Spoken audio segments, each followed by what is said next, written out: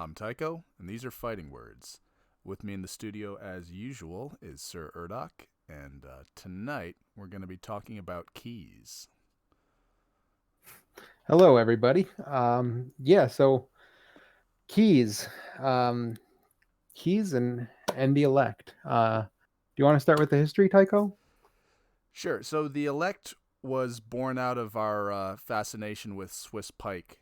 When we made our heavy pike rigs and developed a tactical doctrine for them, we took a lot of, not necessarily tactical because we didn't have halberds or hand cannons, but we took a lot of inspiration from the Swiss cantons, and actually we referred to our pike divisions as cantons, and from that we had mottos, we had logos. Our primary logo was a pair of crossed keys, um, and the idea behind the elect was that it was a fighting organization, I suppose, maybe not organization, but Um, it was independent of other allegiances within the game.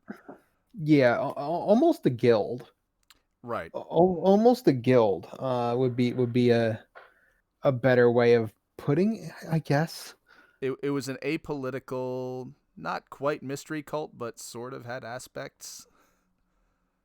There was some ceremony to it because there's got to be ceremony to everything. Right. It's just got to be there. Like, why else are you dressing in a tunic and wearing armor if you aren't into ceremony?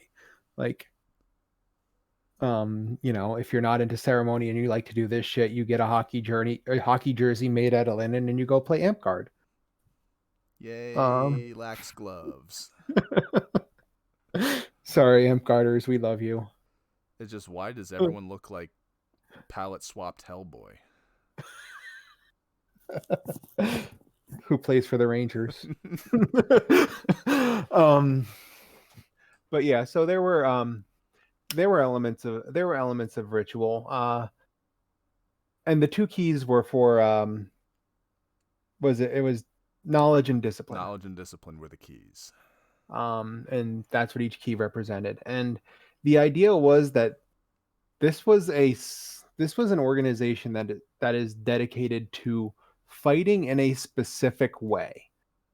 You didn't necessarily have to camp with people.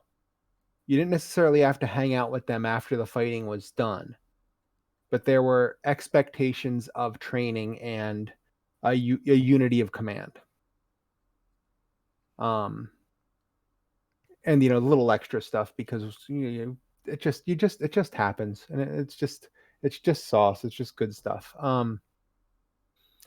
So yeah, so that was the elect, and it was deeply successful. Oh yeah. It had a short but brilliant career. Before it kind of became too loose, and uh, we kind of let it slip away, and frankly, it kind of sort of merged into Barenheim proper.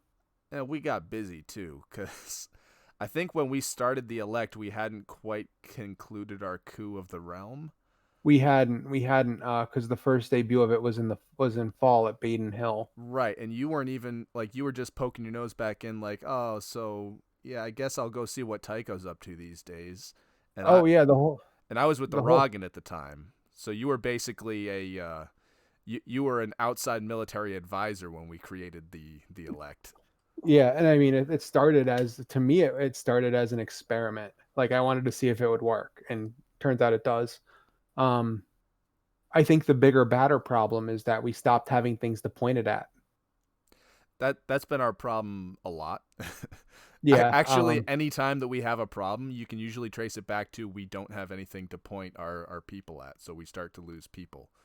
and we start to lose focus, and it's just, if you don't have that objective, it becomes difficult. And with at least me being off the field for the EMR events because I'm being head herald, so I can't step in. Or I can step in, on the peripheral battles, on the pickup fighting, but I can't step in for the main scenarios.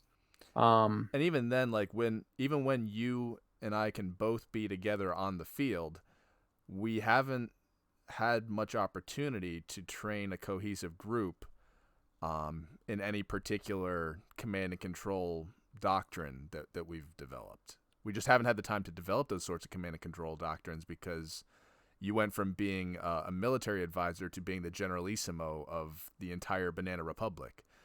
Uh, put a couple extra things on your desk, I believe. That is certainly true. And part of the issue is the people we fight with these days, like Einen and I have been fighting together for over 10 years. Mm-hmm. I don't need to develop doctrine with Einen. I know what Einen is going to do when I fight with Einen. Leaf and I have not been fighting together for 10 years, but we've been fighting together for a while. I know what Leaf is going to do in a fight. And I don't need to train Leaf on doctrine. Because just if there's already that cohesiveness, you don't need the extra structure that the elect added to it. Right. And that's not necessarily a bad thing. Because God knows when you get fighters to that level of nonverbal communication, that's when you truly have a cohesive and effective fighting force. I always, whenever I'm talking to my Bohurt team, I always tell them to look at either sheepdogs operating in unison or look at a pack of baboons operating in unison. And that's what you want to look like. Because it's all nonverbal. Yeah. It's all in body language and eye contact. And just understanding that you can rely on these individuals. But that's, the ultimate goal. That's that truly cohesive, truly effective fighting unit. But the issue with that is it's naturally capped. If you can have 4 to 5 people on the field operating that way, you're lucky. Usually it's 3 or 4, and maybe up to 8. But even up to 8, you once you get 8, you just don't practice enough together. You just don't fight enough together. Yeah, well, because you get spread I out. think 6 is generally the biggest that sort of cohesion can get. Mm-hmm. Yeah, and when we deployed the elect, I believe at one point we had 16 heavy pike plus auxiliary.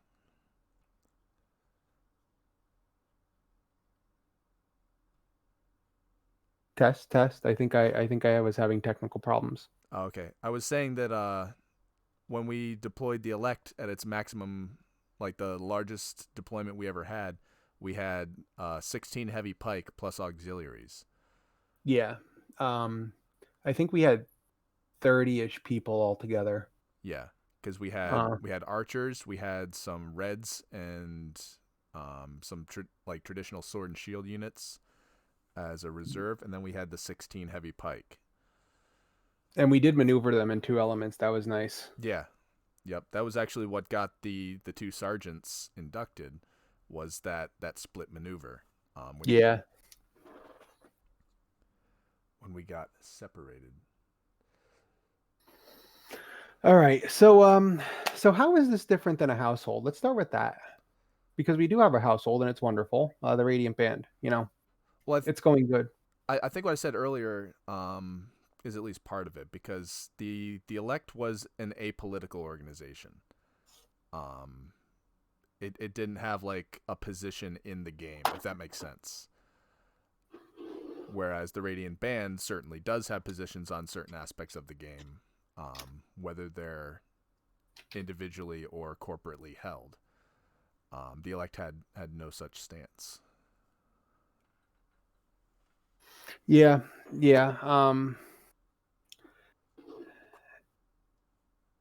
And it's a part-time thing. It's almost like a bowling league or a softball team. You get together for the game, but that's really all the obligation is. And yeah, you can hang out after, but you don't need to. Mm-hmm. The other thing is it's at least in my experience, and I think your experience has been the same. After a household grows to a certain point, it becomes unmanageable, and that is going to always be a natural limit to the size of a household's fighting arm.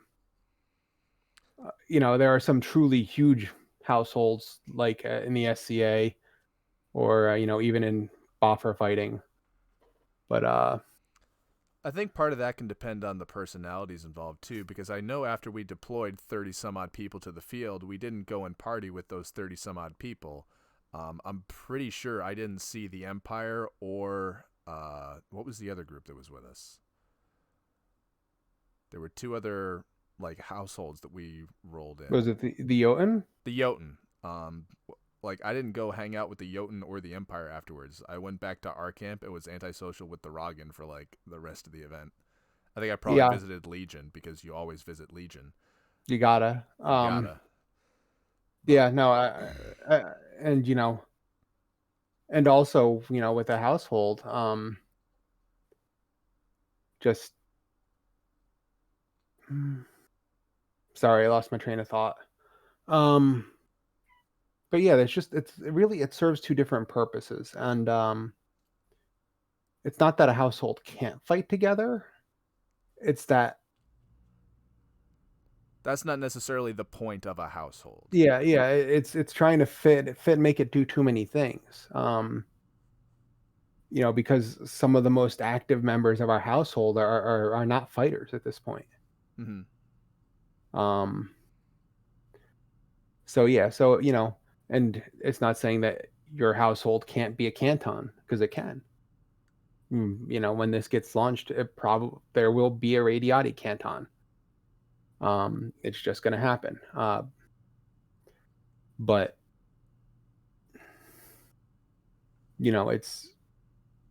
it serves a different purpose. Like if I want to fight with 30 people on the field, I don't need to I don't need to have any more tolerance for those 30 people than what I need to do to fight next to them. Like they could be, there's a way more. If I'm going to let you stay in my cabin, there's way higher standards. Let me just put it that way. Like there's all sorts of things that I care about that go out the door if you're just fighting with me. Oh, you smell bad? We all smell bad. We're fighting. We're in armor. um, um, You have you bad know, table manners? I'm not eating with you. yeah, your All idea you of a got to feast, do is carry a spear. your idea of a feast is Bud Light and cold hot dogs. Have fun with that. Somewhere else by preference. Yeah. It's it's do you try and get up at every bardic and sing "Slaughter the World"? Oh, Because they'll if you never could, find your body. if if they could still swing stick, I don't care because I'm not going to be at that bardic. I'll just make a note to avoid it. But yeah, so it fundamentally serves a different purpose, and it's honestly, I think it takes stress off the household for people not to be looking for that as the outlet for whatever combat jollies they need. It If they allows the household to become more of a sociopolitical animal and does less to marginalize the non-combatant members. I think if you have a separate entity devoted to the combat side of things. Yeah, yeah, no, I would agree with that. I would agree with that. Um, it's just good to have that. I think it's healthy to have that split. Um, and that yeah, it's just healthy to have that split, especially as the hobby grows to include more non combat people. Um, I think it's really healthy to have that split. All right, so let's talk about the doctrine and theory behind this. So I was thinking about this earlier. Um, we modeled the aesthetics on Swiss cantons, but I think the level of articulation and our doctrine is honestly a lot closer to a lot closer to like pre-Mongol invasion Chinese. Because Europe didn't have this kind of articulated heavy infantry. That's true, because you went from, I mean, like tercios weren't really all that agile. Not at Um, all. Ter- no, you could just say I feel like tercios were that's an not. understatement. You could just say tercios were not agile and leave it Yeah, at that. they were kind of just real They sluggish. moved. They walked forward, and the Swiss had an advantage because they walked forward quickly. Um, Because I mean, when, um, when you got that many really long sticks, turning is a little bit of a non-starter. Turning takes some planning. Um, Preferably a week in advance. but yeah, I mean, you go from the legions of Caesar on the classical. The height of Western infantry articulation is the Roman legion. And it just Uh, goes downhill from it there. goes downhill from there. I mean, even the when after the empire split and you had the Comatensis. I think that's how you say it. It It's sounds been about too right. long. Yeah. It's been too long since I've played Barbarian Invasion. um, yeah, so you have the uh, the Comatensis, which are still maintaining some of that articulation, but most of the army, the Federati or Federato, whatever, the barbarian allies, um, they're not maintaining that. And then you move into the migration period, and that's just war bands. Um, and then you're just in different forms of war bands until you hit the Tercio era. Um, War bands with varying degrees of squareness. yeah, there is articulation, but that's for the cavalry I was gonna say, mostly. yeah, the articulation would mostly have been light cav, because Oh you, no, no, no, even I even get heavy even heavy cav too. I was gonna say Um, a medieval knight would have had a conroy with them, sure, and a conroy is a squad level unit. So there's some degree of articulation there, but you're not getting a true squad system in the infantry. yeah. I don't think. I'm sure someone out there is getting ready to correct me, Well, but actually, um, yeah, there's just so I think doctrinally we're probably closer to. I don't know what dynasty that would have been in the mid 1200s. but before the Yuan dynasty, I forget the name myself. Because that's before the period that I've been studying for my persona. But yeah, I've seen, and that there's definitely references to more articulation in the heavy infantry. I wonder. Hmm. I just don't know enough about the tactics of that period of Chinese history. I've been looking Let mostly me at Ming and Qing. let me put it this way.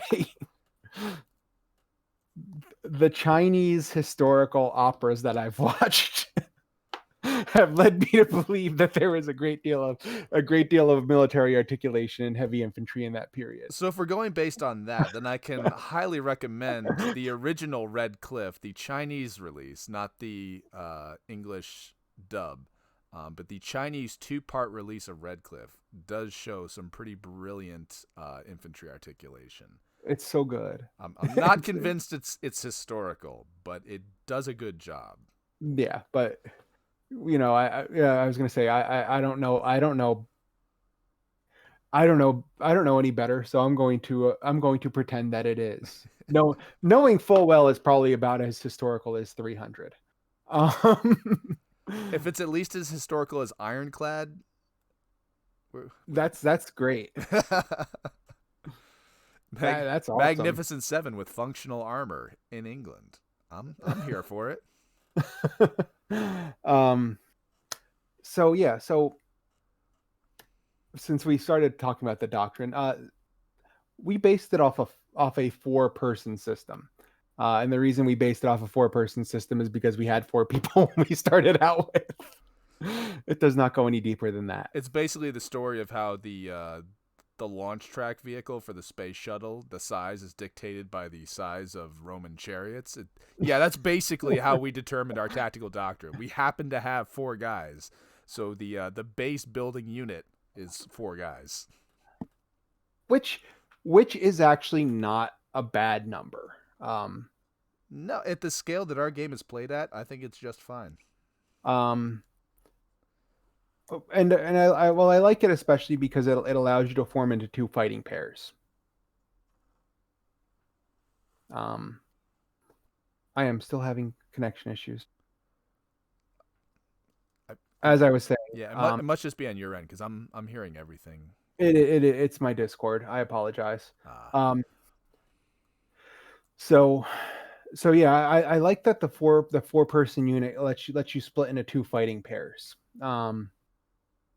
Because fighting pairs are just so effective. I mean, it's the same reason that, you know, combat aircraft doctrine uses a 4 ship a 4 ship formation as its base formation. Usually supporting pairs work. Did this fucking happen again? Oh god.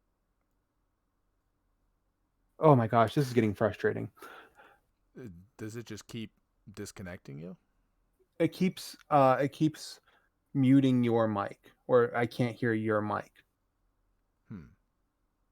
And then if I disconnect and reconnect it, it fixes itself. I'll just work through it the best I can.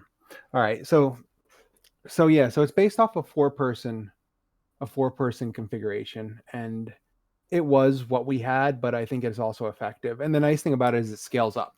Right. So 4 becomes 8, becomes 16, becomes conceivably 32. Though I have never been in a boffer fight where I would use a 32 person unit. Well, I wouldn't try to articulate a 32 person unit the way we did in a boffer fight. Like, I've seen groups that large, but I mean, not with our level of articulation. I mean,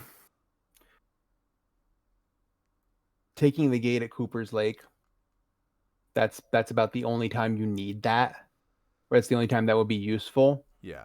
It's way more at our scale, it is way more useful to have 2 16-person groups, or even 4 8-person groups, than it is to have one big easy target.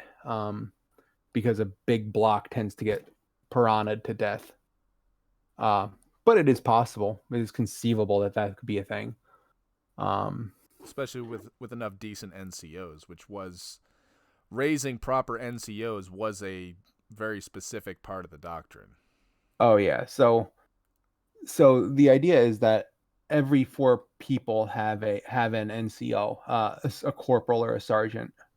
And then the senior, if there are 2 4-person groups, the senior, I'm just going to call them the cantons because that's what we call them. Mm-hmm. So if there's 2 cantons, the senior leader will take command of the 8-person group, so on and so forth. But just getting people who were able to lead and when I say able to lead, I mean able to give commands, because that's actually a really challenging thing to do. To teach yourself to talk and communicate in the middle of a fight is a deeply challenging thing to do. Oh, and point of information, the senior officer of the canton or canton group, we would always position them at the front left because that gave them the best view of the rest of their people. Yeah. Well, that's an equipment thing. Just because if you're in Pike Rig, you need to be on the front left, because your different loadouts would have different options for that. Yeah. Because your Pike shield is on your left shoulder, and it blocks so much line of sight. But honestly, I think they should stay there anyway, just because it's the most protected position in the unit. And the squad commanders are a key component of this.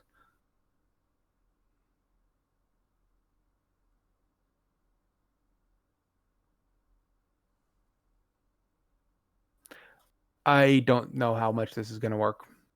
You have to keep reconnecting. Yeah, and I keep just missing missing anything you're saying. I don't know if I'm willing to keep trying, but I don't. We can keep going because I actually haven't been saying a whole awful lot. I feel like you might be hearing silence and thinking that you're missing something and maybe not missing something. Maybe. That's Um, possible. no, I am because you cut out mid sentence sometimes. Oh, okay. And like when I've come back, you've been in the middle of talking about something, and I have no idea what you're talking about. But we can keep going if you don't mind. I don't know how much editing you feel like doing. Um, I wasn't gonna do any. All right. Well, I mean, I normally don't. I don't care. I Sure. just don't want to. So bear with us. We've been on hiatus for over 3 months now, and we're having software issues today. And my And computer, the potato. yeah, I simply have editing software. I simply haven't had the time to sit down and familiarize myself. I've been busy studying safety protocols for childcare facilities for my new position. All right. So let's try this again. So we were talking about So the NCO program. yeah. And how important it is to be able to communicate and just how deliberate that has to be. Um, you have to train yourself to communicate on the field. I'm doing this with my Bohurt team. I'm training them to talk and communicate on the field. I feel like that must be even more challenging in that gear. It is. It is. But it's even more important. Um, Given the nature of the fights I've watched, I would believe that. um, so it's and actually really what it comes down to is you have even less visibility in full plate. So you really need to work as a team to keep up that field awareness so you don't have someone in your backfield just getting ready to destroy your body. Getting ready to inflict horrific pain on you. Some Uh, Neanderthal lumberjack. someone who hasn't stopped being mad since they were 14 years old.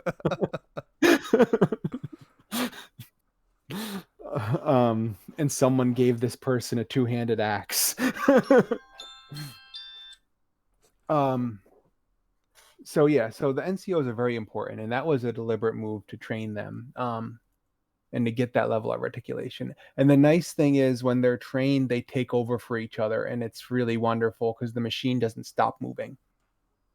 Yeah, that was the best part about that big deployment. It wasn't the fact that we had all those people. It was the fact that at one point our two subordinates each got separated from everybody else with their 4-man elements, and they just kept going.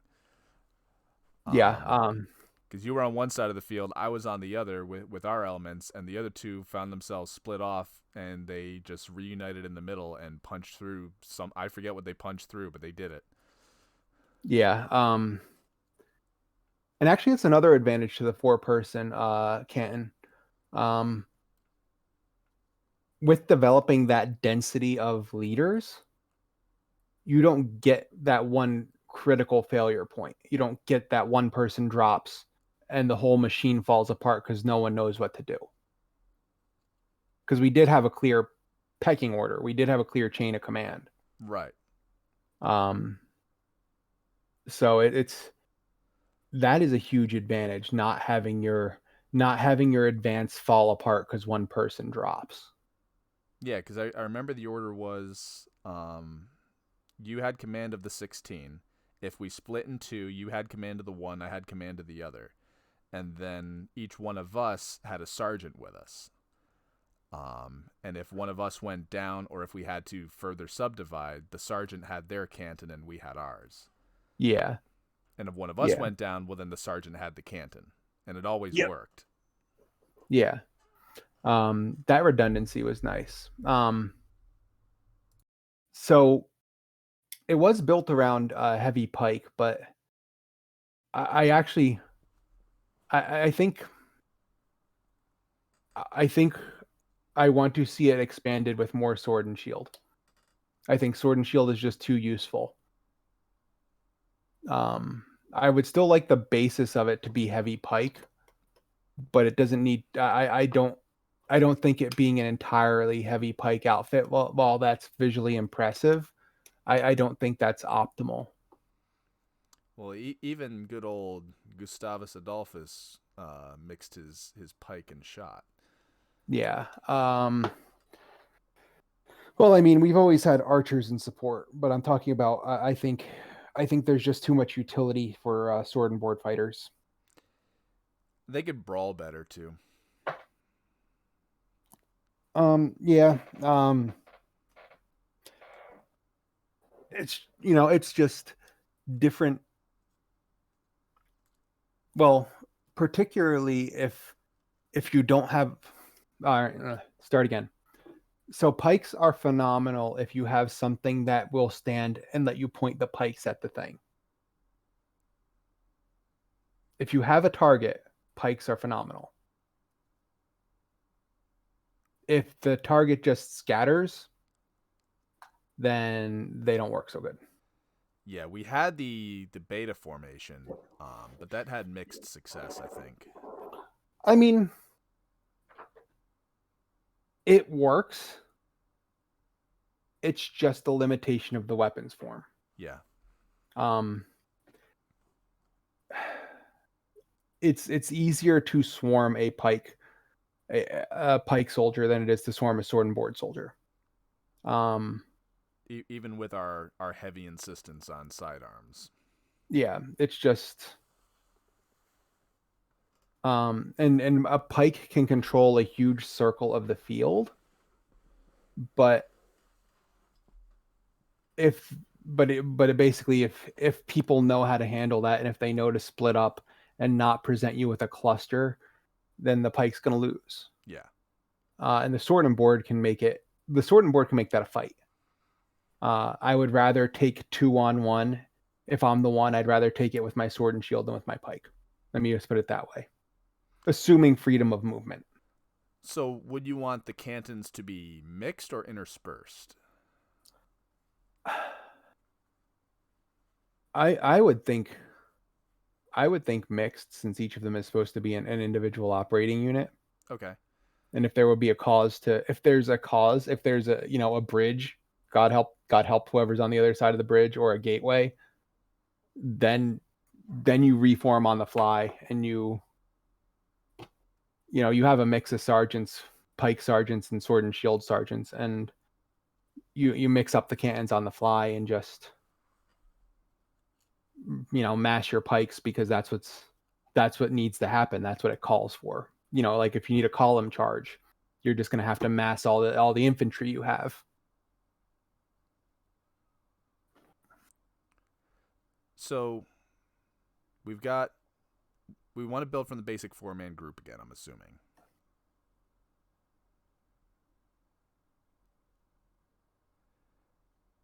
So I guess that makes the question: do you want what do you want the force division to be in that 4-man group? So I think Two of each. I think at least two on the pike. Okay. And yeah, probably I don't know, because my question is, how do archers fit in? So Are archers part of the canton? Are they a detachment? historically, archers have been a detachment. Um,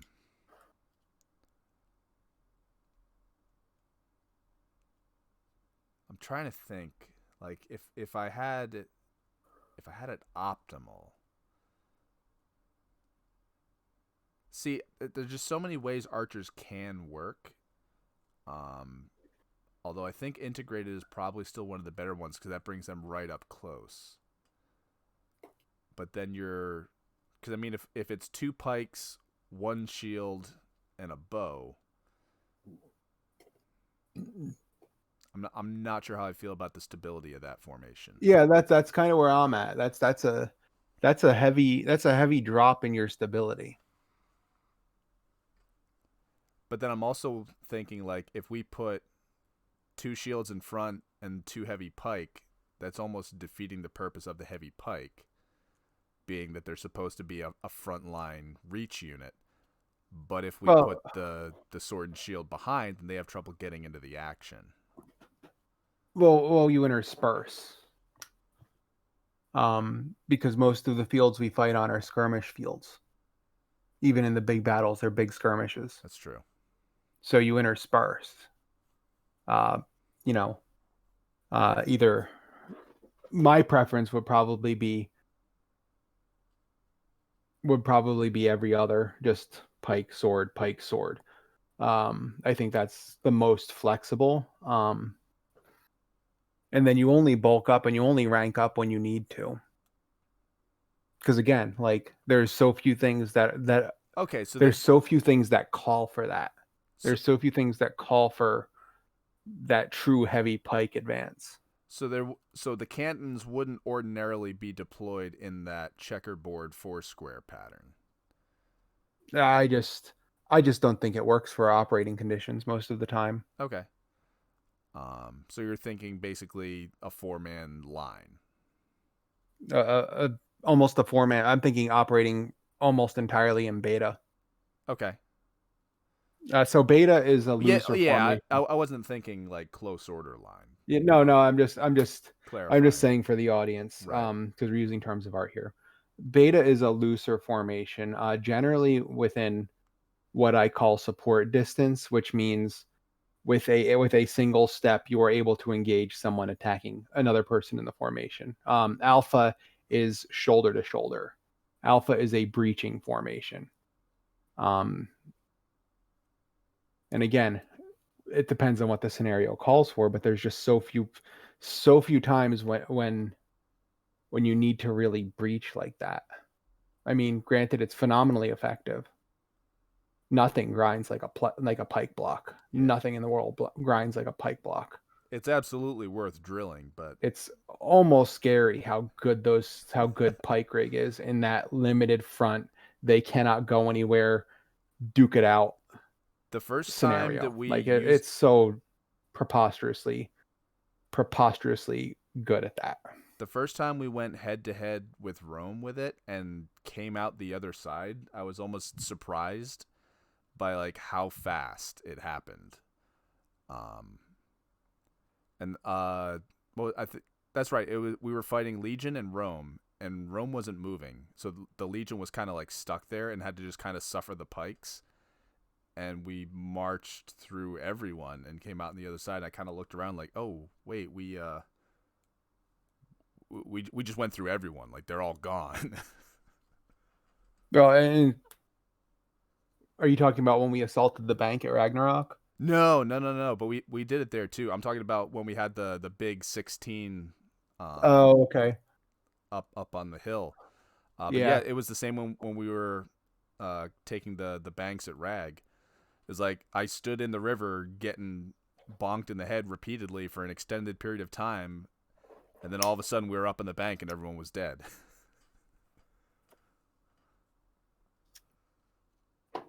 So yeah, so I mean, but yeah, apart from those situations, I think a looser deployment is better. Um, and I think the interspersed 50-50 is better. Right. You see, here's the thing. I in my dream world, and I understand that this is not reality, but in my dream world, everyone can do both. Lot of Like, cross training.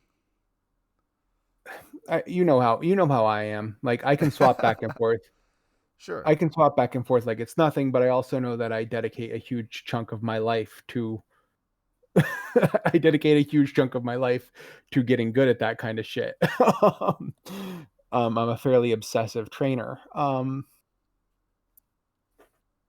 So I don't know how viable that is, but I really would prefer to have that flexibility where it's like, oh, okay, everyone's sword and board, everyone's sword and board, everyone pike, everyone pike. So I feel like one of those is going to be easier than the other because everyone should have at least basic training in sword and board if you're going to play this game at all. But I don't agree with that. you don't think so? No, because they don't have training in sword and board the way I want them trained in sword and board. Oh, okay. No, that makes sense. So and what I'm talking about is I when I'm fighting like this, when I'm fighting in this kind of formation, I prefer a very aggressive, very physical, very direct style of sword and board fighting. It pulls a lot from American football and it pulls a lot from rugby. And lacrosse players, I love you, Quirk. I love you, Rosie. Lacrosse players know how to jump right into it because it's just not how most people are trained in sword and board, because it is not really about one-on-one combat. It's about maneuver, and it's about overawing the enemy and running through them. Like you if you're doing it the way I want people to do it, you're not slowing down long enough to engage in one-on-one fights. You're maneuvering loosely and aggressively, and you're running through people and you're running over people. Shock and awe, violence of action. Yeah, and really optimally, you're knocking them down, and whoever is behind you is stabbing the shit out of them.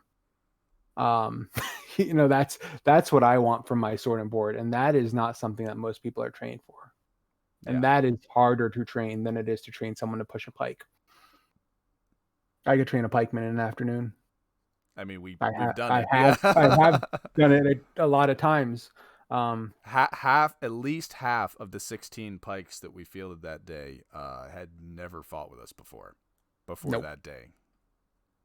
Never fought the style either. Nope. They just had spears. I think they didn't even have pike shields. No, it was the front. We had enough for the front rank. Yeah. We put our guys in front with the heavy pike rigs, and then we had a second backup line of, I guess, light pike behind. Yeah. And that was what made up the 4 cantons that day. Yeah. So it's a lot harder to train the sword and shield for this kind of thing than it is to train the pike. Because actually standard sword and shield is not super effective. It's not super effective in this formation. Right. It's very opposite. So yeah, I think when we relaunch, I think we're going to aim for a 50-50 split with encouragement to cross train. And then I think with archers, I don't know how. I don't know. So you're the one who trains archers. I don't train archers. I don't touch bows. It is forbidden with good reason, as I recall. Yes. We don't need any more friendly fire incidents. I told him. No, this is the most important battle of the season.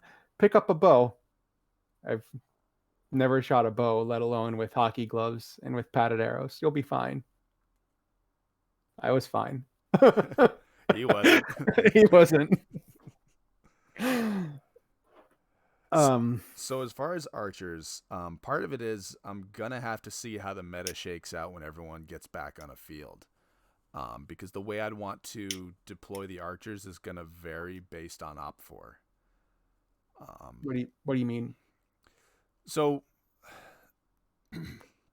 the way we run pike and the way we're gonna run sword and shield is we are forcing the enemy to react.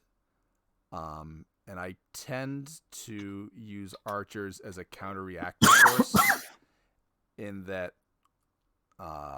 the archers aren't really going to drive so much as they're going to provide insurance, generally. What do you mean by insurance? So the counter battery training that I had started as a part of that. Another part is that a lot of time when we're doing things like column charges and sweeps, the guys in the column aren't going to be as heads up, so you have archers basically covering the flanks. Okay, yeah, that makes sense. Because an archer has to be heads up. All the time, no matter what they're doing. And that's one thing I try to train in all the archers I've trained, is that if you're taking your time to stop what you're doing, look down to see where your arrow is and connect everything, you're going to die, because that's when I always shoot people. Yeah. Like when I see an archer loose an arrow, I wait about 2 seconds for them to start fiddling with the second one, and then I just shoot them center mass, because they're not looking at me. They're not looking at anything but the knock of their arrow. That makes sense. So the way the archers are going to be attached, um, I mean, one way to do it is to do it as a pocket, um, and just for it's going to take. So the archers are going to have to be more independent. Um, Yes. Yes. the 4-man cantons are going to be closely drilled. They're going to have an NCO. They're going to be an independent unit capable of manipulation, but the archers have to be individually independent. Um, think I don't want to make it like sound aggrandizing to call it special forces, but in a tactical sense, they would be serving as like some kind of special operations unit where they're not attached to the regular divisions. They're an independent unit. Yeah. um, I'm trying to think of a good analogy that's not. I mean, the only one I could think of is a submarine shadowing a surface force. I mean, that's a good one. Yeah, I was looking for one from land warfare, but yeah, a submarine shadowing a surface force would be a good analogy. Because part of it too is that, and this comes into play especially if we're doing like campaign games, is that if something bad goes down, the archer's usually the only one able to get out of the scrap and bring word back. Yeah, because they're usually not right up on the line. So if their line gets pincered and they have to go back and let the commander know, like, hey, we just lost a good chunk of real estate out by the Christmas tree farm, the archer's the one who's going to be doing that. yeah. So they're partially going to serve as runners, partially as the heads up guys, and then the rest of the time counter battery and targets of opportunity, like always. I'm actually wondering, since we've moved to Hearthlight and we have archers did take a little bit of nerf. Counter battery is still going to be important, but I'm not sure it's as critical as it was when we were playing Dagger here. That's going to come down to the pseudo sniper training where they're going to have to know the enemy archers. Fair. Because sure, there's going to be some archers who wear plate because it protects you from a stray shot and that aren't very good at shooting, and you can just kind of let them wander around the field being, clanky turrets that occasionally throw out a non-threatening missile. And then you'll have other people who are an awful lot more of a threat and may have more or less armor. Maybe they always wear a helmet. But I mean, just like back in the day, I used to have everyone's heraldry memorized, and every time we went to a foreign event, you would have me sit down and tell you who everybody was. The archers are going to be expected to have a working knowledge of the people they're facing. Yeah, yeah. Because you see, I see them more as I see them more valuable as taking out linchpins. Sort of making the openings for the heavy infantry to do their thing. But then again, this is where our specializations diverge, and this is what I pay attention to, and you pay attention to the archer shit. And I think it really will. I think you're right. I think it's going to come down to what the meta looks like. And I can see the value in what you're proposing, using them as targeted fire support. If you had the archers, and again, this is why the archers have to have some of the best field awareness you can train. Is if you have the CO of all the cantons decide that he wants to head in a certain direction, he wants to punch a certain part of the line. If he can call in fire on that as he's closing, then yeah, that localized fire support on to kind of create a weak point for him to exploit. Well, even more, I'm thinking of the classic snipe the loudmouth. Oh, sure, that's always part of the mission. Because, like, especially if we have a level of articulation where we can have 4-person sword and shield kill squads. I would like to have it so that the other team is going to have more trouble reacting to that kill squad than someone who's going to be heads up enough to say, get him in a pocket and grind him down. because that lets the kill team punch through. If they don't have, if the enemy response is slow enough, the kill team has a better chance to punch through. Yeah. That's kind of my take on that. The pike doesn't need it so much. Well, and targeting commanders is definitely part of targets of opportunity. The targets of opportunity priority chain changes depending on where we're fighting and who we're fighting. And I've in the past given like different briefings at different events. Like, all right, so this most of the time it's poles, bows, and then if there's a really good shield guy that you can get a cheeky shot on, go for it. At other events, officers are top of the list no matter what, and it's all just based on who we're against. Sometimes we're in just a scrap where there really aren't any notable officers or notable loudmouths, and it's just Yeah. make sure they can't poke us or shoot us. Other times we're facing a group that actually has commendable command and control, and we want them to not have that command and control. we want that off the field immediately. And so on those days, officers get bumped up on the list. And like you said, archers have taken a nerf in Hearthlight with the new armor rules. So archers are not always top of the priority chain. It's usually still poles at the top of the priority chain. But now archers are really only in the target chain situationally. Like if it's a known good shot and they've been racking up a count, make sure you make them stop doing that. And ideally coordinate with at least one other archer so that you guys know where he is at all times. And anytime they start to get a little too threatening, you can at least chase them back. Yeah, at least keep them from getting too aggressive. Shutting them down is valuable, especially because we can always. The nice thing about this formation is that you can almost always assume that your infantry will win a straight up fight. That's the nice thing about this. You can be confident that your infantry will take most straight up fights. The worst that has ever happened to us is mutual destruction. Yeah, And even then, never been routed. We took out another heavy infantry unit, so you know what? That's not a bad result. And that was, I believe, in training where they willingly charged full force into us, which is one of the only ways to break it apart from a complete. No one's ever turned our flank, I think. Which is because we've never put them in a position to have the flank turned. Yeah. Well, going in, we knew that was going to be one of the biggest weaknesses because the pike doesn't reorient well. No, not at all. So we knew that the flanks were going to be an issue, and that's why when we deployed that 16-person block, we had auxiliaries on the flank.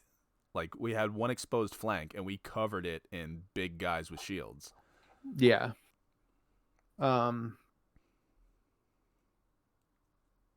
But generally speaking, even though no one's actually dying, people are fairly unwilling to throw themselves onto pikes, which is what's necessary to get past them.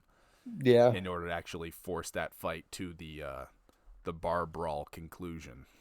to the awful bar brawl conclusion. You really do have to throw yourself onto it. It's just knives and teeth. It's great. It's just such a mess. Well, just in the pike rigs make it worse because the pike rigs are getting in everyone's way, and oh my gosh, it's such a fight, such a fun fight. Sometimes you just gotta drop the pike and hope someone else trips on it, because you're too busy grabbing people and stabbing them in the kidneys. Yeah, I mean,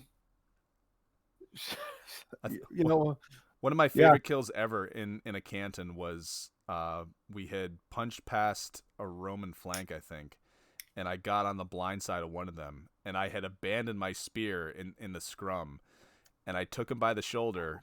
I put pressure on the back of his knee, brought him to the ground, and then just stabbed him straight in the spinal column with my knife. I was like, yes, got him.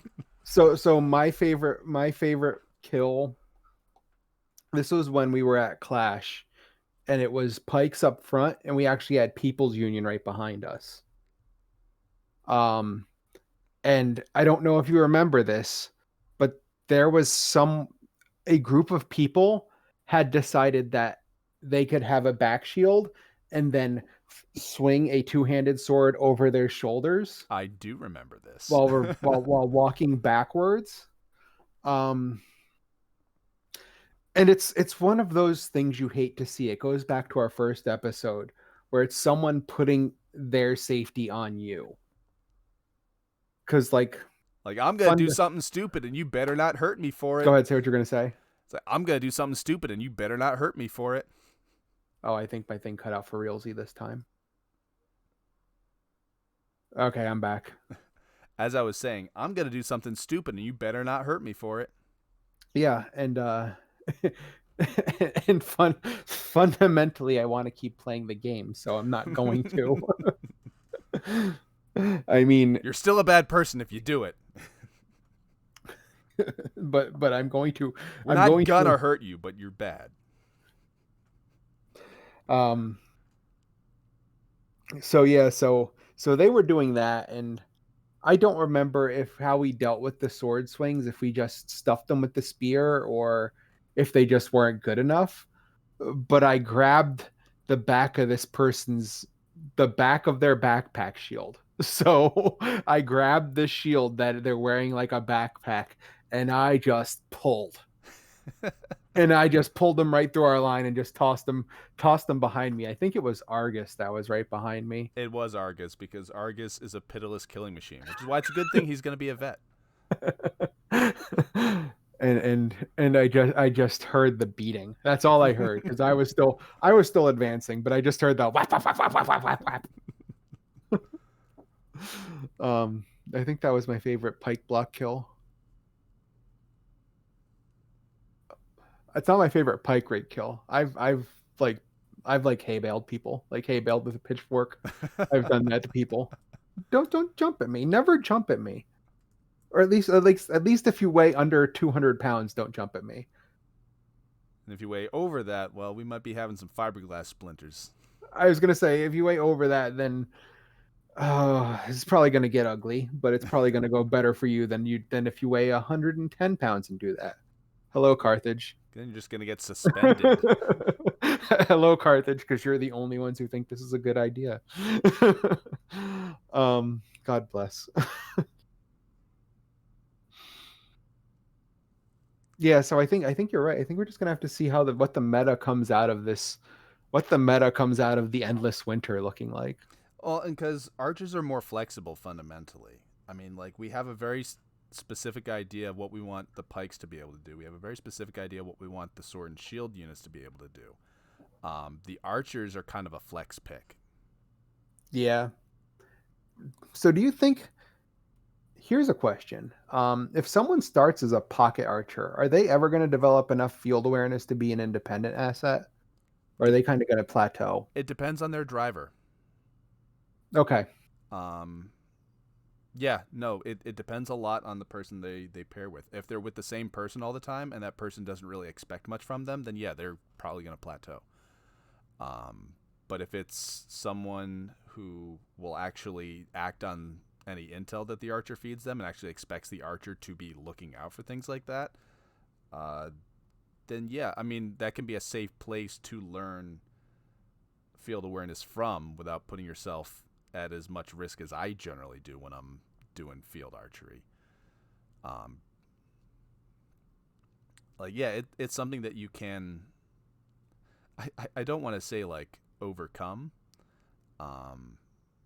It's not going to be an impediment. It's not going to be it's not going to be like using a flail, where if you start with a flail, you'll plateau, and until you do something else, you'll never get any better. Right.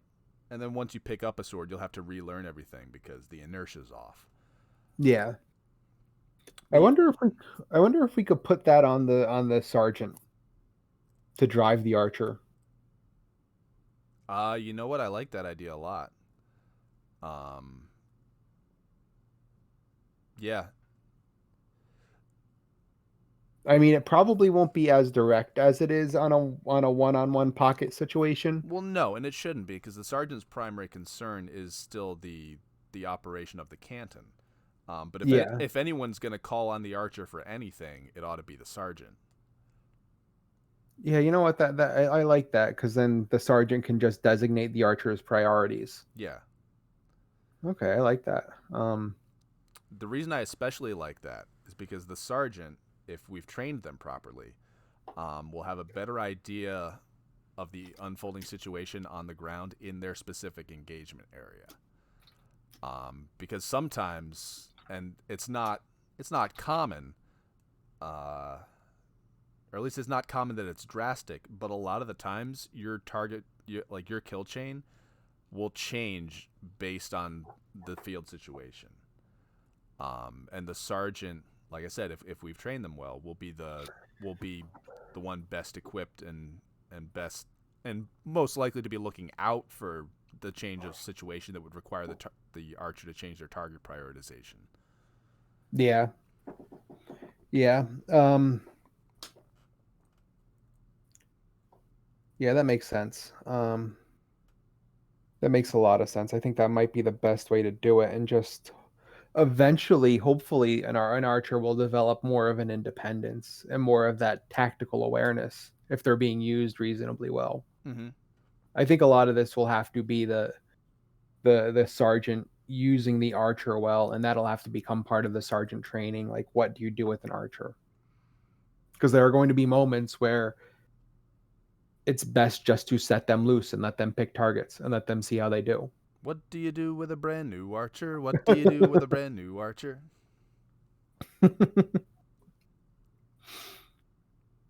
Make them practice notching arrows, make them practice notching arrows, make them practice notching arrows till they hate their bow. Literally true. Yeah, no, I mean, once you, and I've told this to a lot of people, once you can knock an arrow by feel and not have to look down at it, your survival on the field will go up dramatically. Because who knew looking at the people trying to kill you makes it harder for them to kill you. Who'd have thunk? So I think it's obvious. I think we both have the expectation that people are basically going to be wearing as much armor as they can get their hands on. Well, especially if we make hooded sweatshirts a viable armor option. I still don't know how I feel about that proposal. I wear a gambeson and I don't know how I feel about that proposal. I don't know. You know what? I mean that's kind of the one. You know what? I just I just think I think it deserves a year long play test play test ah a year long play test because like the thing is if people start buying gambesons then we'll never get rid of it even if it sucks. Isn't that why shitty leather armor is legal in Dagger here to this day? Yeah, It's like, well, we yeah, can't outlaw it. Literally every frat boy in the GTG just dropped $200 on some Dark Knight armory shit. yeah. So I think a year of play testing might be in order. Just to see how it changes the field. I don't think it's fundamentally going to do that much. Like one extra sword blow is not that good. It's useful, but it's not amazing. The single-handed thrust is really the single-handed thrust immunity and the arrows. That's really the good features of armor. Especially that arrow. The arrow is huge. The arrow makes metal armor so worth it.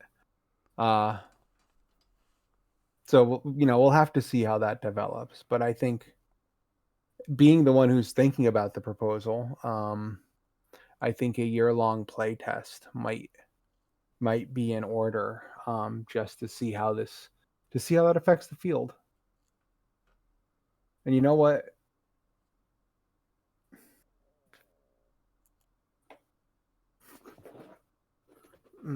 Yeah, that's not. There's nothing wrong with doing that. Yeah. It's how rules should change. It's why games have experimental servers. Um, But yeah, a year or two of playtesting, I think wouldn't be undue. But yeah. Welcome to the So EMR public test realm. like honestly, Make sure you've downloaded your beta patch. I think we should do more play. I think there should be more playtesting, and I think Hearthlight should approach our combat more like a video game approaches their combat and tweak the balance and see what happens. But I think I'm in the minority on that. I would agree with you if there were more fields putting on more fights. Because say we start doing these playtests at EMR, even if no one else does it, there's what, 2 other like big Hearthlight battles a year that we don't run. Yeah. So Yeah. I mean, once more people start putting on more events, sure, let everybody go nuts with their playtests. I'm just worried that right now, since like the 2 big events that happen are, the ones that we run. If we're doing the playtesting there, we're not going to have much standard of comparison. Yeah. That's true. And I just have no idea what the field's going to look like after everyone's been not swinging a stick for 2 years. Like you would think it would just pick right back up. Well, yeah, no, obviously. I know what it's going to look like. I hope everyone uses their stimmy check on a helmet. I was going to say, obviously, the first round is going to look like fucking Gangs of New York. It's going to be bad. There's going to be some lady with long nails flying through the air biting off ears. But, like, in general, I just, like, you'd think that it would just pick right back up and everyone would fight like they used to, but I don't think that's true. It's we've never had this situation. Right. Like this is an unprecedented level of downtime. I honestly think a lot of people are gonna hurt themselves, and not because the intensity is gonna be there. I think it's gonna be a lot of people get the weekend warrior injuries. Yeah. Yeah, probably. I think. Listen, I'm way more sedentary than I was before the pandemic. Oh, sure. Picking up toddlers all day long is no replacement for running around in the woods beating people. Yeah, I think a lot of people have seen their level of fitness slip. So I think we're going to see a lot of just, I haven't done anything in a year and a half, and now I'm pushing my body, and my body doesn't like this. So my knee is inside out. I'm in this post and I don't like it. I'm swinging as I used to, except I haven't lifted a weight in 18 months. Oh, it was nice to know your rotator cuff. See, I've been trying to ease my way back in by sword fighting with coworkers and my boss's children in the parking lot after work. So I don't know. Maybe that'll help. Maybe I'll avoid some of the more serious injuries once we get back in the field. I destroyed the primate enrichment center, so I need to rebuild it.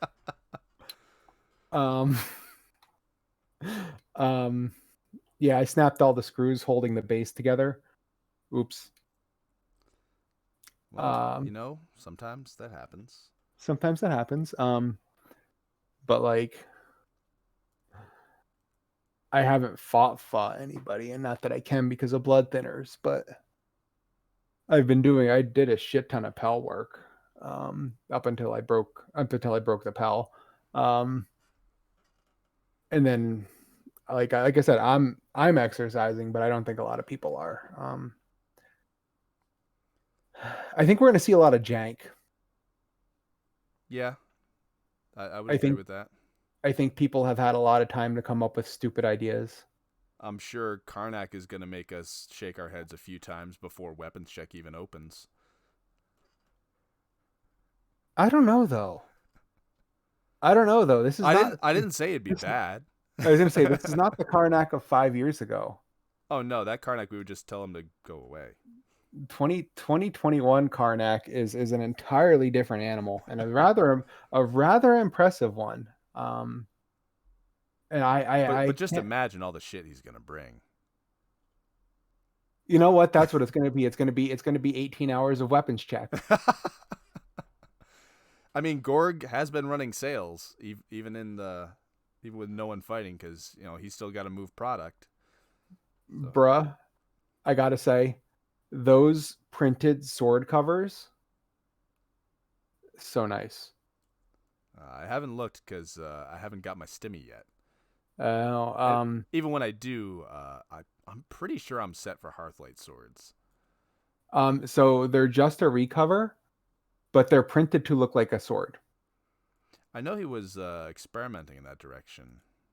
Yeah, no, they look, especially in pictures. Like in person, they're probably going to be kind of derpy looking, but in pictures, because they're playing with the negative space around the weapon, they look really good.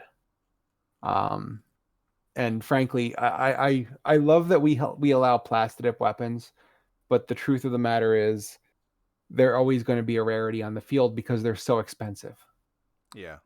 and they break, and then you're out $160. Well, and sometimes you have a hard time getting the people you commission the weapons from to understand that that's how you want it done. And then you get a couple of giant lobster mitt butterfly sabers and you just hate everything. Which is just odd because they started producing everything you wanted from your things like after that, like a month later. It's like, oh, hey, here's the exact thing that you asked us for that we did not give you. Well, Sucks to great. I'm suck. not buying it again. So yeah, so I think there's going to be a lot of jank. I think a lot of people. You know what? I don't know because I haven't seen much jank. I haven't seen it popping up. It's honestly really hard to be janky and like the way things are now. I don't know how much of it is like cultural pressure and how much of it is that the rules are just they put their pants on one arm at a time instead of head first. But I mean, yeah, I have not been seeing anywhere near as much jank. I think a lot of it has to do with the fact that it has become so much more common to buy your weapons. Yes, that is I certainly think a factor. it's that big cultural factor of like it's you're no longer cranking out, you know, pieces of PVC with camp foam on them, in 20 lots. Like that's not a thing that happens in most places anymore. Um, they tell you buy these parts. And some people make their own weapons, but I think those people are a very small community compared to what they were 10 years ago, where the default was your weapons were homemade. And if you had, if you had a made weapon, that was a special thing. Yeah, I think the first like pre-built weapon I bought was an axe and arrow uh, sword, and I actually still have that core and hilt that I've rebladed several times since then. But prior to that, everything I built was, like you said, PVC and camp foam. Yeah. And it's only since I left college and got a real job that I started not building as many of my own weapons because the time that I would spend making those weapons and the brain cells that I would kill with the DAP, uh, I use instead to work my regular job and then use the money from that to exchange for goods and or services. Yeah. Um, and it's just like if you don't have a shit ton of PVC and blue foam laying around, that impulse to go, well, what if I, you know, what if I made a side that's also a mace? That impulse doesn't creep into your head unless you live in New York. Apparently, did Well, you see that they made a scythe? I didn't. They made a scythe. Yeah, Of course they did. of course they did. Although, I'm not gonna judge the scythe too harshly because that epic armory war scythe, definitely I would poke somebody with that. This is not like a war scythe. This is a It's like a Grim Reaper scythe, I'm it's a Grim sure. Reaper Yeah. scythe, yeah. Um, And such a thing has no place on a battlefield, but the the construction looks actually pretty impressive. It's just I mean there have been a couple of well-made scythes in the history of Dork Battle. I remember Drunken Bob made one that he could actually use to hang from a tree branch. hmm. You know what? Things like fiberglass tape make it way more viable. Yes. Fiberglass tape is ridiculous stuff. And I think that might be what they did. I think they just fiberglassed a sword at 90 degrees to a 6 foot pole. I think that's what they did. Um,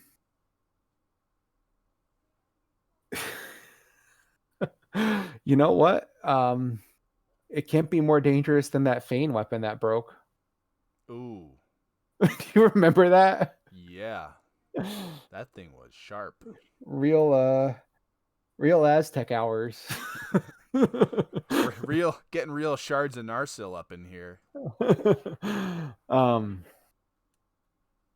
all right, so I think we can circle back to Doctrine and say that the Doctrine will be almost certainly be heavily armored, and if that heavily armor involves, throwing on multiple hoodies, I guess that'll be a part of it too.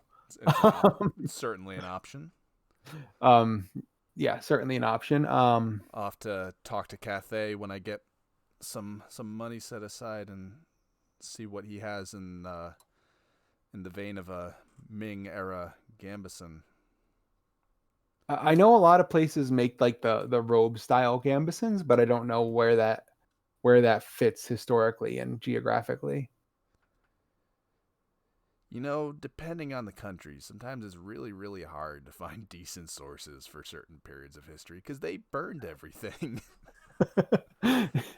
Everything left is in Mandarin. I honestly, yes, I have run into that problem where sometimes the only source for certain things is not in English, Yeah, no, and there are it's no the thing. illustrations. Because I know they sell them for use with Hatangas.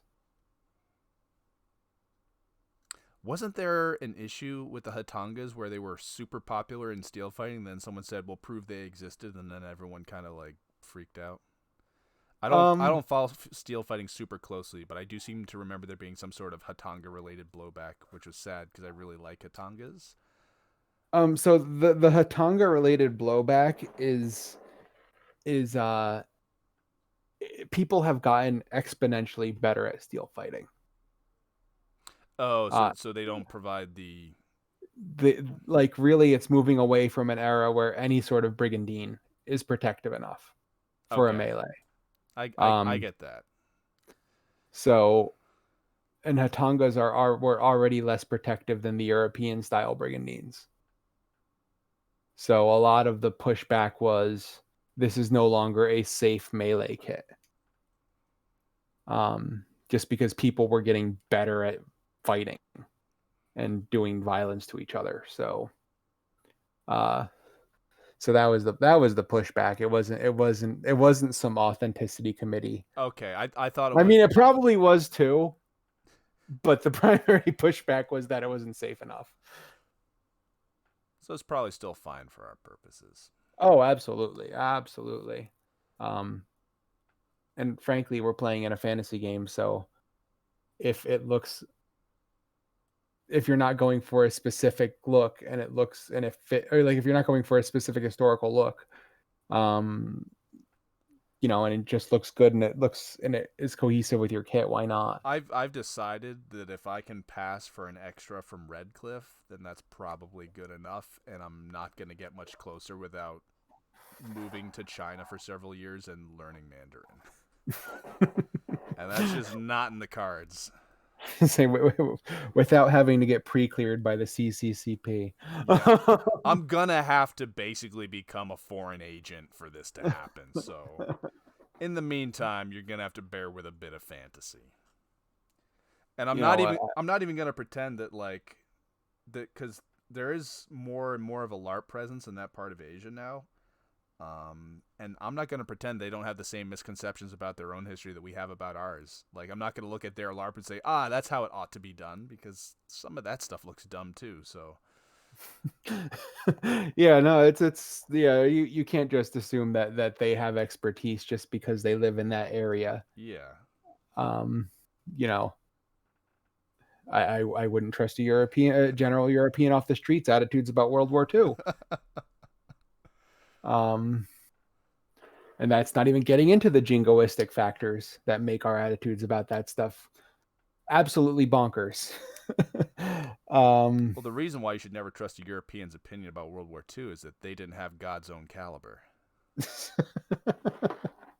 I personally don't trust a country that doesn't mainline 45 ACP.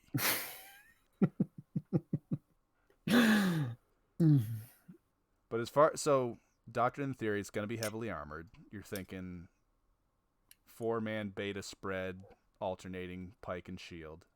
Mm-hmm. Archers attached to the NCO. Yep. And Archer Doctrine is going to, I'm basically going to have to reinvent it once everyone hits the field again.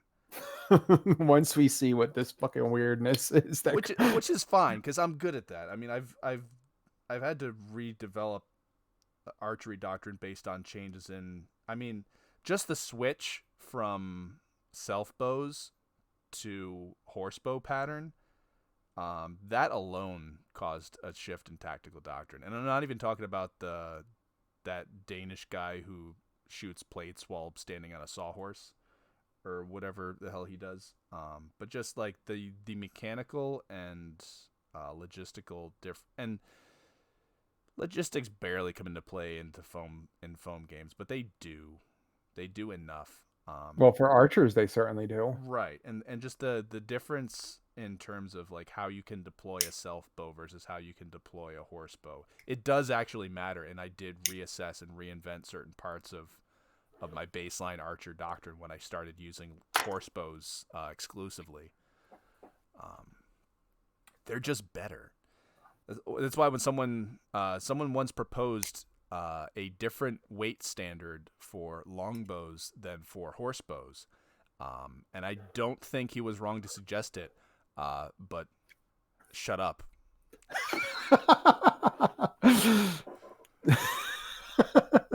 That's true. They do smack harder at the same pull. They smack harder. They're more mechanically efficient. They shoot further, flatter. Stop. If you want to nerf yourself, you can play 100 Years War. You know, go full Agincourt. But I'm gonna stick with the heavy recurve. Well, like just look at the change from using a standard 8-foot spear to using a war pike. Yeah, I only use like a 9.5, and that's still like a dramatic. Like an 8-foot spear is almost a skirmish spear for me now that I've been using the 9.5 most of the time. It's just such a different weapon doctrine. And forget it. Forget the 10 versus the 8-footer. Oh my god, no. It's not even the same weapon. I've only used a 10 once or twice, and yeah, it's like using a howitzer after using a field gun. It's just totally different. Well, they weigh 3 times as much as an 8-footer. Right. They just move different, and they have different the ways they transmit force are different, and the psychology is different because a 10-foot spear is a terror weapon. Yeah, and it doesn't slow down. No, and they see the first one and crumble, and then they don't fuck with you anymore. The first poor bastard always gets a hard shot. Just because you got a God, that man is broken in half. Oh my god! Somebody stop the match. Oh, I'm just thinking about the cringiest moment. That Clash of Kings, when I folded that poor girl around my spear, and I just felt so awful because it was the most perfect spear shot I've ever thrown. And you caught some 92-pound girl She had to weigh like 120 pounds tops. I didn't catch her in the solar plexus. I caught her in the floating rib. I don't think that's better. It's not. It's not. She just it was like watching a roly poly or like a dying shrimp just like curling up into a smaller and smaller ball and me just going, "Oh fuck, I've sent her to the hospital." She was okay, thank God. And I really did not mean to drill her. It was just one of those, she's coming forward and here I have this angle and the range is just so, and just Step, muscle twist, memory takes over. extend. Yeah. Muscle memory just takes over and it really was a truly gorgeous shot. Like that's the worst part about it. Like I actually am still proud of the shot because it was so good. It was the best pike shot I've ever thrown. The target was just not an appropriate target. Um, but Sometimes there is such a thing as overkill. technically it was magnificent. um, but yeah, so that doctrinal shift does happen, and that's okay because this is actually a startlingly flexible formation. Like this is responsive. So It's do we want to stick with the Canton inspiration? I mean, I think just because getting four people to practice together is an easier lift than anything else. Oh, I meant the culture and aesthetics of it. Oh, Because yes, getting four people to practice is an easier proposition, and the archers can be pasted on afterwards. um, I think so, just because the whole thing is based off of Swiss stuff. Yeah, So who gives a shit? better Uh, brush up on your Calvinism, friends. so so yeah, so I think that's about a good point to wrap it up, and it's getting later. It is. So We've been going almost an hour and a half. look for this in 2022 probably. Yeah, once We're once yeah, everyone go ahead. once everyone comes out of their caves. um and the great head trauma event passes. I'm gonna need a bigger helmet. Yeah, spend those stimmy checks on some helmets, people. If you're gonna fight Boffer in 2021, spend your stimmy check on a helmet if you don't got one already, because you're gonna want that Metal, metal, metal metal helmet. leather counts, but it doesn't work.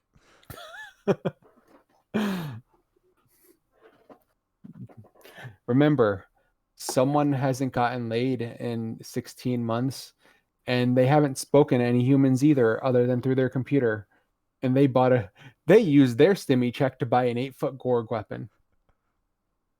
And all that time on the computer, that was all text to speech. They have not. Human speech has not passed their lips in some time. um Buy a helmet, please.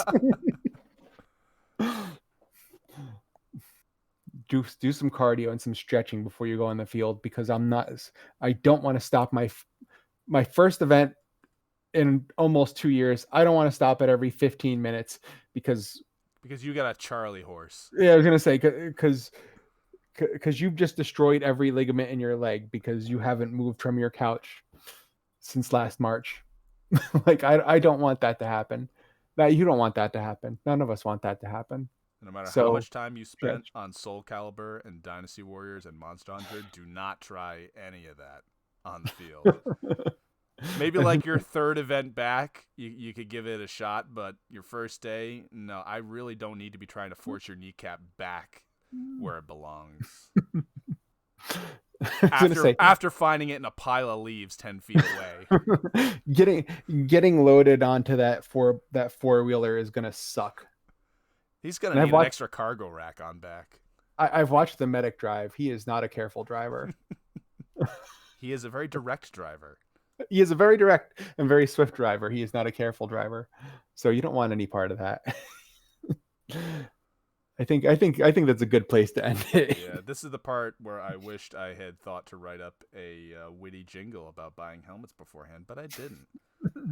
So these have been fighting words, and buy a helmet.